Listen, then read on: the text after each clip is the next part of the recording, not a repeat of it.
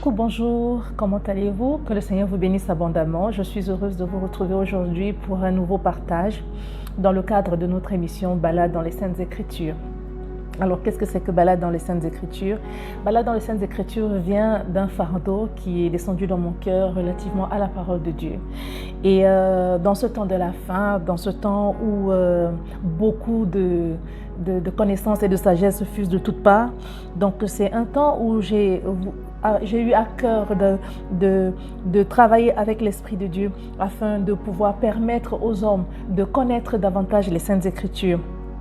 C'est une émission qui va donc nous aider à libérer la parole de Dieu authentique, pure, réelle, telle qu'elle est. Nous allons nous efforcer au maximum de travailler avec les Saintes Écritures et les versions originales, hébreu et grec, qui vont nous permettre de pouvoir vraiment scruter, fouiller dans la parole de Dieu. Donc si vous n'avez jamais entendu parler des versions hébreu et grec, en réalité, la parole de Dieu nous a été donnée dans les versions hébreu, donc pour l'Ancien Testament, et les versions grecques. Donc la Bible a été écrite en version grecque pour le Nouveau Testament. Ce qui fait que les versions que nous avons aujourd'hui, ce sont en fait des versions qui ont été traduites, retravaillées par plusieurs traducteurs. Et au fur et à mesure que le temps est passé, c'est-à-dire les traductions se faisant, beaucoup d'écritures ont été diluées et beaucoup de connaissances ont été perdues. Et parfois même le sens de certains passages ont été perdus. Donc nous allons essayer de retourner dans les versions hébreu et grecques et traiter ensemble concernant certains passages pour comprendre davantage ce que c'est que la parole de Dieu. En dehors de ça, nous allons nous atteler à corriger les faux enseignements, travailler sur les fausses doctrines, les faux dogmes qui sont actuellement présents et nombreux dans la maison de Dieu, dans le corps de Christ. Nous allons dénoncer et réparer certaines hérésies présentes dans le corps de Dieu en apportant la parole de Dieu authentique. Nous allons restaurer la puissance de la parole de Dieu. Nous allons lui redonner son blason d'or auprès des enfants de Dieu. Parce que plusieurs personnes se demandent pourquoi est-ce qu'on a la parole de Dieu mais on n'a pas la puissance? Comment est-ce qu'on a la parole de Dieu mais on réussit quand même à vivre certaines choses dans la maison de Dieu? Donc notre émission va nous permettre de ramener auprès des gens la connaissance de la parole de Dieu et leur dire exactement comment l'utiliser afin de pouvoir manifester la vie spirituelle. Ce qui va donc permettre aux personnes, aux uns et aux autres, de pouvoir accomplir leur destinée en Dieu. La destinée, c'est quoi? La destinée, c'est le programme que Dieu a préparé pour toi bien avant que tu ne naisses. Quand on lit dans le livre de Jérémie 1, on peut voir que dans le livre de Jérémie 1, c'est un livre de la Bible, que le Seigneur dit à Jérémie, avant même que tu ne sois dans le ventre de ta mère, avant que tu ne sois tissé dans les entrailles de ta mère, je te connaissais déjà et je t'avais préparé, je t'avais appelé. Ça veut dire qu'il y a pour chacun d'entre nous un programme disponible de la part de l'Éternel. Donc voilà, bienvenue donc sur notre émission Balade dans les Saintes Écritures. Nous allons commencer tout de suite et aujourd'hui nous allons parler de quoi? Donc dans les fondations et dans la base de notre émission, nous avons les trois piliers, les trois axes et piliers fondamentaux. Et c'est le royaume des cieux, le royaume de Dieu et le royaume des fils des hommes. Donc le royaume des cieux, le royaume de Dieu et le royaume des fils des hommes.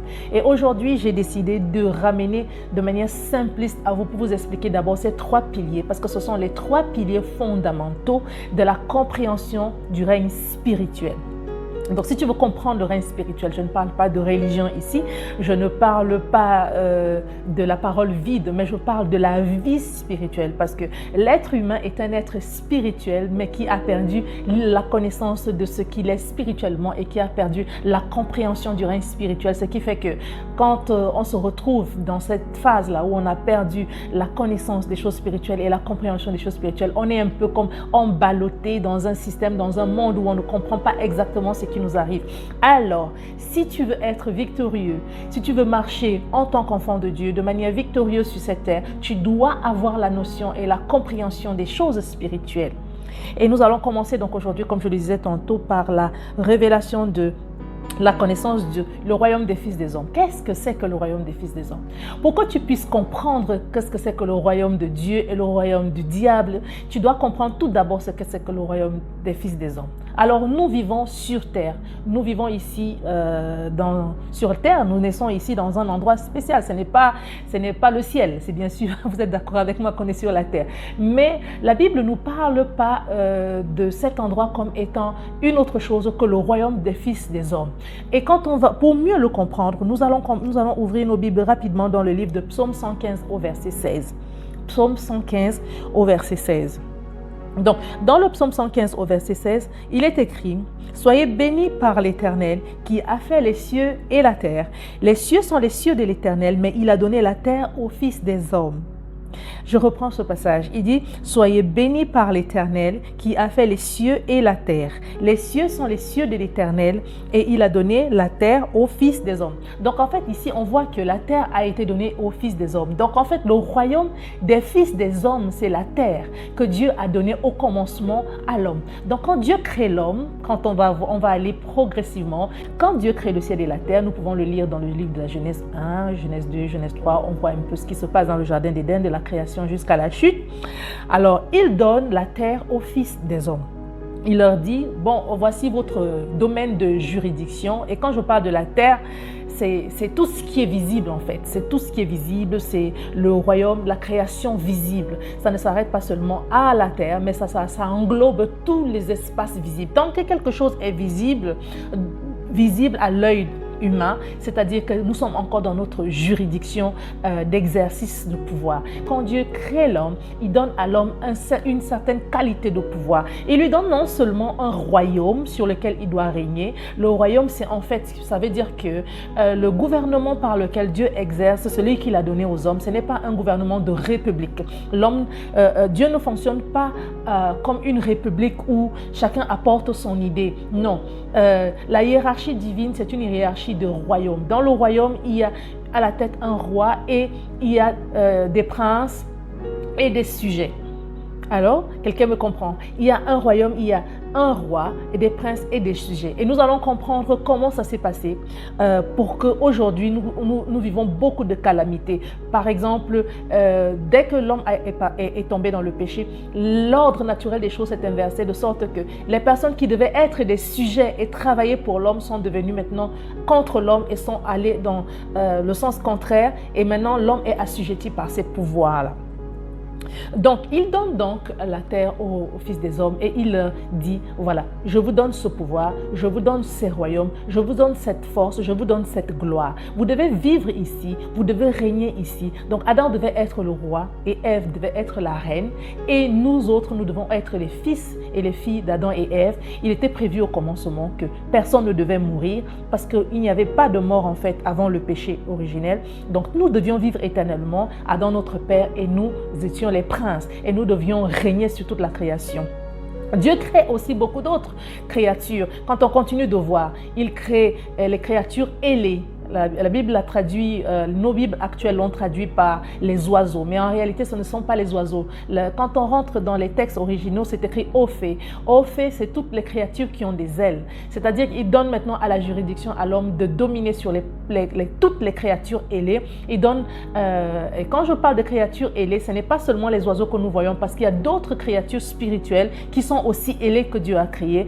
Dieu donne aussi le pouvoir à l'homme de dominer sur tout ce qui est dans la mer. Et quand on lit tout ce que Dieu avait créé dans la mer, on se rend compte que les mots qui ont été traduits par exemple par les grandes baleines, ce ne sont pas en réalité les grandes baleines, mais ce sont des monstres marins. Et dans la traduction hébreu, le même mot est utilisé dans le livre de Job pour dire le Léviathan.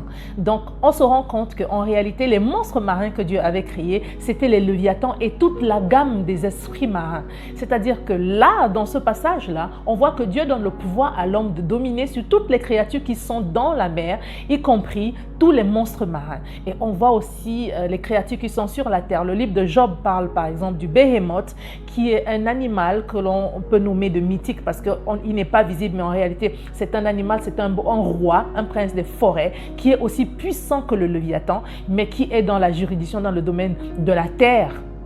Et Dieu lui dit, et Dieu dit à l'homme, tu vas dominer aussi sur toutes ces puissances, c'est-à-dire toutes les puissances des animaux de forêt que nous allons étudier avec le temps, comme les satyres, comme les autres animaux qui sont moitié hommes, moitié chevaux, moitié... Ce sont des choses que les gens prennent pour des mythes, mais qui en réalité sont écrits dans la Bible bel et bien, mais qui dans la traduction, pendant qu'on a traduit la Bible, ont été effacés ou ont été mal traduits, de sorte qu'aujourd'hui, quand on lit la Bible, on ne peut plus retrouver ces passages-là. Mais le Seigneur va nous faire grâce avec le temps. Nous allons pouvoir toucher tous ces passages et nous allons pouvoir comprendre exactement quel était le projet de Dieu pour nous. Et par la grâce de Dieu, nous allons faire bon escient de tout cela. Donc voilà. Dieu donne donc à l'homme le pouvoir de dominer sur toutes ces créatures, que ce soit les créatures ailées, que ce soit les créatures qui vivent dans l'eau, que ce soit les créatures qui vivent sur la terre. Au départ, tous ces animaux devaient être des sujets. Tous ces animaux devaient servir l'homme.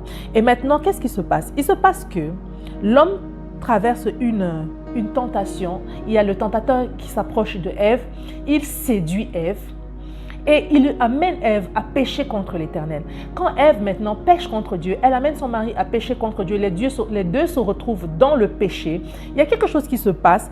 L'homme ici perd son pouvoir, il perd sa force, il perd son domaine de juridiction, il perd en réalité ses royaumes. Comment est-ce que, vous allez me demander, comment est-ce que je le sais? Ouvrons rapidement nos Bibles dans le livre de Luc 4 à 6. Luc chapitre 4, verset 6, nous lisons.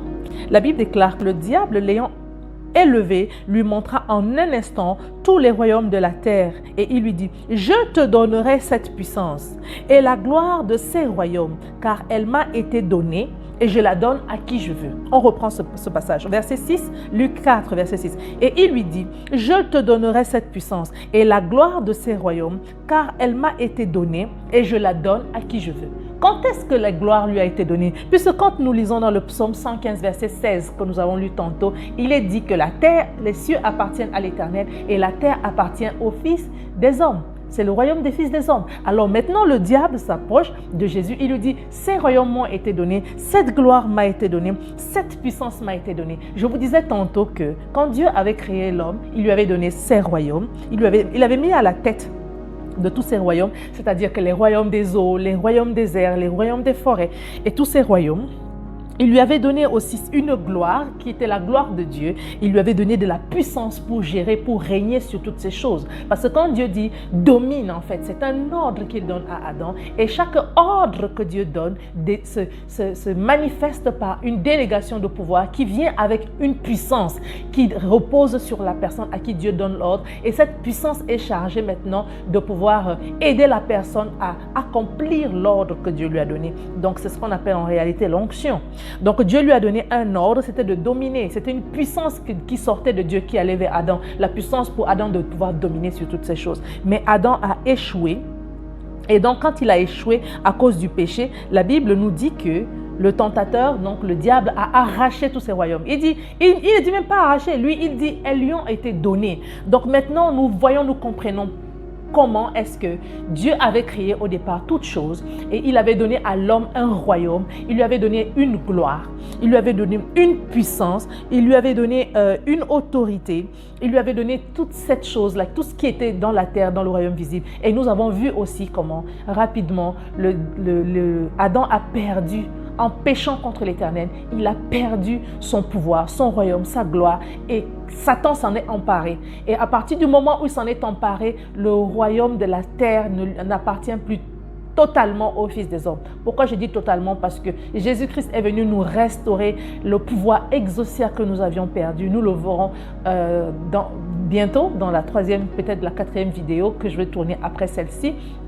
Jésus-Christ est venu restaurer le pouvoir en faisant de nous des enfants de Dieu. La Bible déclare à tous ceux qui l'ont reçu, à tous ceux qui croient en son nom, il a donné le pouvoir de devenir enfants de Dieu. Le mot pouvoir ici est traduit par exousia. Exousia, c'est une délégation de pouvoir, une autorité que Dieu donne à l'homme de le représenter et d'agir par sa puissance. Donc c'est comme un acte, comment on appelle ça, une délégation de pouvoir, c'est cela. Et donc le pouvoir exaucé que Dieu nous donne quand nous naissons de nouveau nous restaure en tant que roi et souverain sur la terre. Mais le seul problème, c'est qu'il y a déjà un roi et il y a déjà un souverain, celui qui avait arraché le pouvoir à notre père Adam. Donc maintenant, quand nous devenons enfants de Dieu, nous sommes confrontés justement à l'opposition d'un autre royaume qui est déjà installé sur la terre. C'est le royaume du diable. Et cela, nous le verrons dans la prochaine vidéo. Nous vous parlerons exactement de comment est-ce que le royaume du diable s'est installé. Nous avons commencé déjà, mais nous allons encore en parler un peu plus. Et nous verrons aussi par la suite le royaume de Dieu et le plan de Dieu pour nous. Donc, je vais m'arrêter là parce que nous avons tellement à dire, nous avons vraiment beaucoup à dire. Mais je vais essayer de ne pas, pour un départ, vous donner de très très longues vidéos.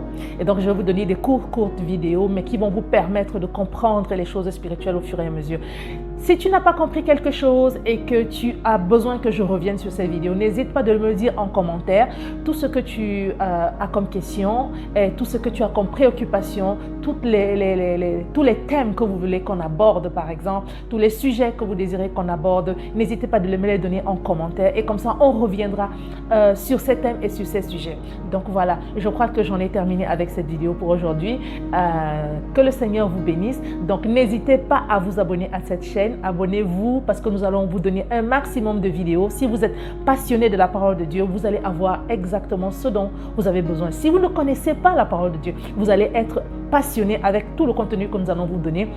Si vous ne connaissez pas le Seigneur, vous allez le connaître. Et par-dessus toute chose, nous voudrons vous amener à comprendre les réalités de la vie spirituelle afin que vous aussi, vous deveniez une personne spirituelle et que vous ayez l'autorité et le pouvoir et que vous ne soyez plus simplement en train de subir la vie, mais que vous puissiez prendre position dans la vie et de décider ce qui va arriver et les choses arrivent. Et ça, c'est des choses qui sont dans les mains des personnes qui ont le pouvoir, la connaissance des choses spirituelles. Donc voilà, aujourd'hui, nous allons nous arrêter là. Je vous remercie de m'avoir écouté. N'hésitez pas de vous abonner. N'hésitez pas de cliquer sur la vidéo like, aimer si vous avez aimé la vidéo. Partagez le contenu. Shalom, shalom. Que le Seigneur vous bénisse tous abondamment. Soyez bénis dans le nom de Jésus. Bye. Ciao, ciao.